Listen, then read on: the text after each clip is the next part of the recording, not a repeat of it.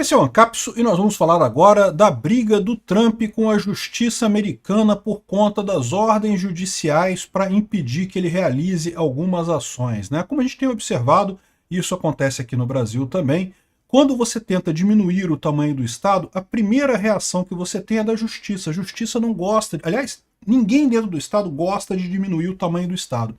Só que essa é uma força muito grande da sociedade. A quem que esse pessoal dentro do Estado recorre para evitar que o Estado seja diminuído, embora essa seja a vontade da maioria da população?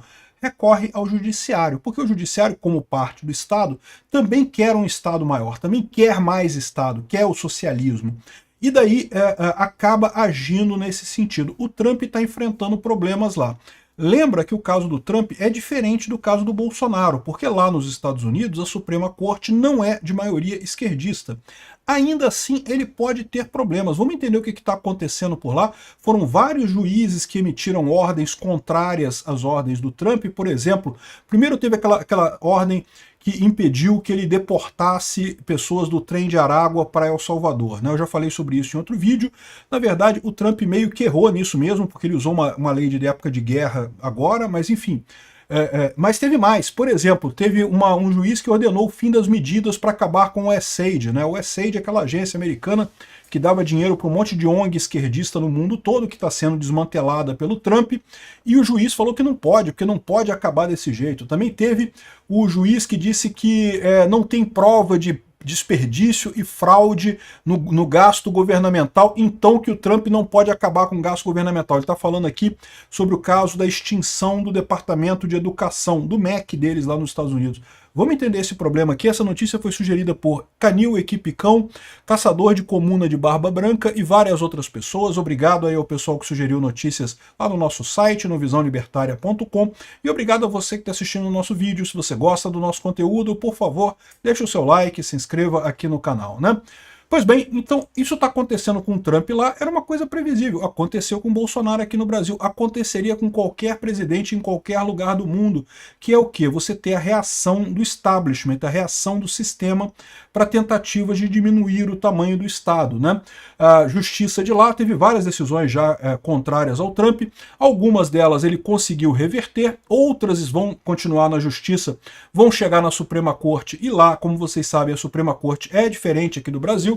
A Suprema Corte de lá é mais simpática aos interesses conservadores, a diminuição do tamanho do Estado, mas eu não sei até que ponto isso vai, tá? Porque é o que eu falo para vocês, por mais que os juízes da Suprema Corte sejam conservadores, sejam do Partido Republicano, essa diminuição do tamanho do Estado que o Trump está querendo fazer lá é alguma coisa que juiz nenhum vai gostar.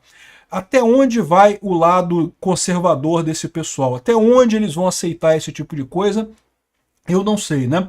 O que está acontecendo, como a gente falou, teve aquele juiz que proibiu a deportação dos presos para El Salvador. E, de novo, aqui tem um problema também, porque esse juiz tem uma certa razão, né? A gente não está em guerra, não é um momento de guerra. O Trump colocou isso lá, mas não há guerra declarada nos Estados Unidos. Então ele meio que tem razão. Eu não estou, evidentemente, defendendo os traficantes do trem de Aragua lá, da coisa criminosa, acho que tem que se fuder todos eles mesmo, mas o meu medo, eu já expliquei para vocês, é a questão do erro.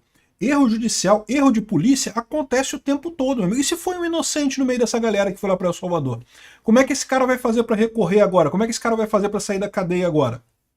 É uma situação muito mais complicada, uma situação que realmente é problemática em termos de direitos humanos, né? Agora, essas outras ordens aqui, por exemplo, o que aconteceu, né? Os trabalhadores em um hospital lá em Chicago, em Nova York, marcharam contra o desmonte desse hospital por conta do fim da USAID. Isso daí é esperado. Eles têm o direito de manifestar, evidentemente, é direito deles manifestar contra a medida. Agora, já tem juiz querendo voltar atrás, dizendo que o Musk não pode fazer isso porque não tem nenhuma prova de fraude, não tem nenhuma prova de desperdício de dinheiro público. Ué, mas desde quando que precisa disso? É a decisão do presidente que decide se vai investir ou não vai investir em alguma coisa.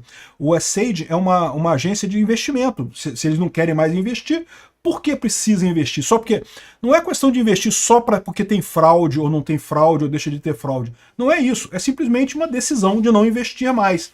Isso deveria ser válido no final das contas, né? A mesma coisa para a questão aqui do Departamento de Educação.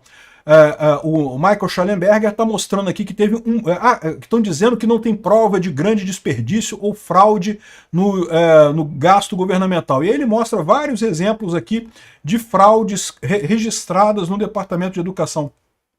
Mas mais do que isso, como é que faz? Vamos supor que a população de um país decida diminuir o tamanho do Estado. Como é que fazem? O que eles estão dizendo aqui é que não pode. Não pode diminuir o tamanho do Estado. E repara que isso é o mesmo movimento que houve aqui no Brasil contra Bolsonaro. Bolsonaro também enfrentou esse exato problema. Não quer armar a população. É uma pauta da população. A população quer ter armas. Mas não pode porque o STF entende que está errado, que não pode. Ou seja, o que há é uma resistência, uma inércia do STF de aceitar a vontade popular de diminuir o tamanho do Estado e dar armas para os cidadãos. Lá nos Estados Unidos eles não têm esse problema, porque lá todo mundo já anda armado mesmo, não tem esse problema. Mas aqui no Brasil tinha as duas coisas, né? O STF resiste a esse tipo de coisa. Aí o juiz, por exemplo, o Trump, por exemplo, pediu o impeachment daquele juiz que deu a ordem contrária à extradição dos presos para El Salvador. De novo, ele só pediu, ele não ordenou, ele não expulsou o cara, né? Ele chamou o impeachment do juiz lá e coisa e tal.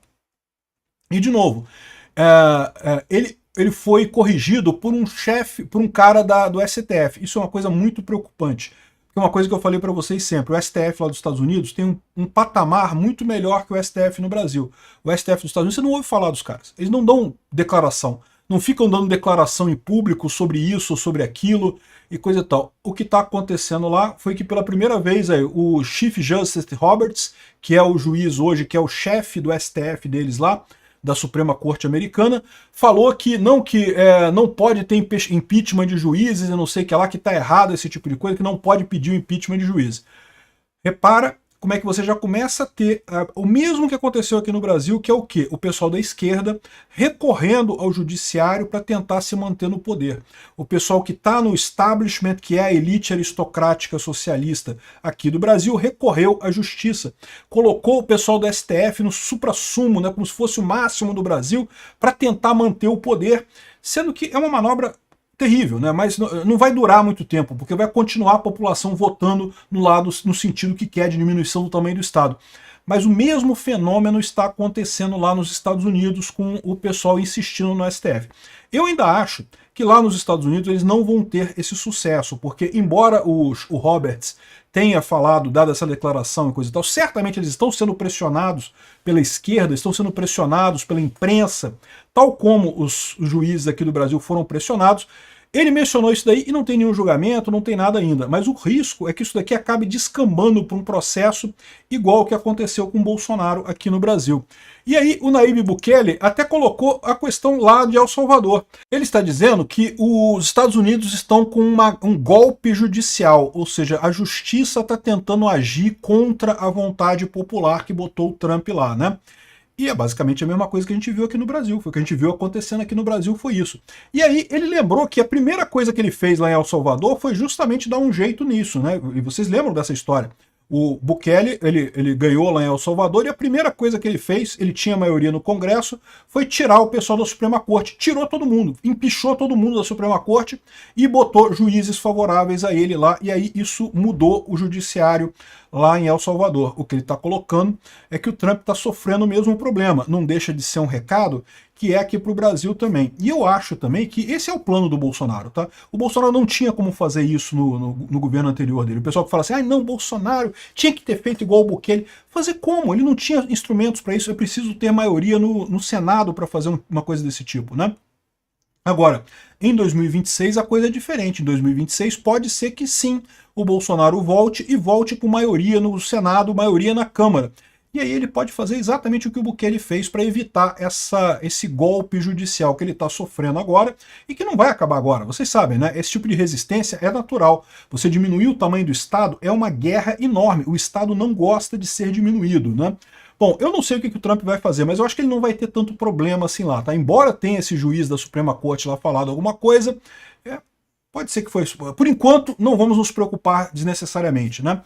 essas coisas tendem a subir para a Suprema Corte de lá ainda é de maioria conservadora, pode ser que uma medida ou outra do Trump caia, porque realmente é inconstitucional. Por exemplo, a questão de revogar o ius solis, né? O direito de quem nasce nos Estados Unidos de ser americano. Isso está na Constituição americana. Eu entendo que o Trump não goste disso, eu entendo que ele queira mudar, mas não tem como mudar na canetada. Teria que ter uma reforma, uma emenda constitucional para mudar esse tipo de coisa.